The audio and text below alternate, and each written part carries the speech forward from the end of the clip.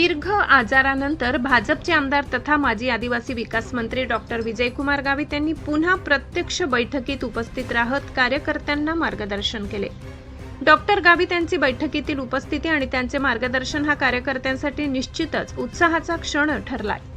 नंदुरबार शहरातील हॉटेल विधान इंटरनॅशनल येथे मतदार यादी विशेष सखोल पुनरीक्षण अर्थात SIR 2026 संदर्भात आढावा बैठक घेण्यात आली। यावेळी संसदरत्न माजी खासदार डॉक्टर हिनाताई गावित आणि भाजप अनुसूचित जमाती मोर्चाच्या प्रदेश उपाध्यक्ष डॉक्टर सुप्रियाताई गावित यांची प्रमुख उपस्थिती होती।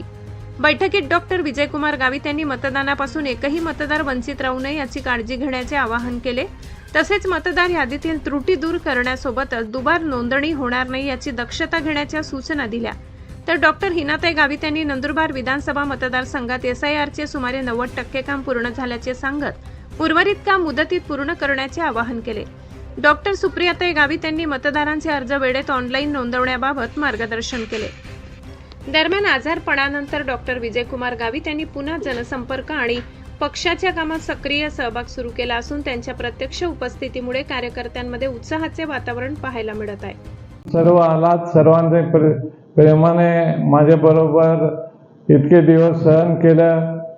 काहींना अडचणी झाल्या असतील, काहींना निश्चितच दुखावा झाला असेल, परंतु तरी सुद्धा आपण मला सहकार्य केलं त्याबद्दल सर्वांचं मी मनापासून आभार मानतो।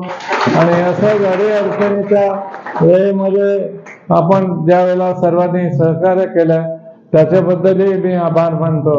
आणि अशा वेळेला आपण नेहमी मदत करत जावं आणि एकमेकाला सहकार्य करावं अशी अपेक्षा माझ्याकडून पण राहील आणि आपल्याकडूनही राहील एवढं या निमित्ताने सांगतो। या ठिकाणी नवीन पद्धत निर्माण केली सरकारनं की काही लोक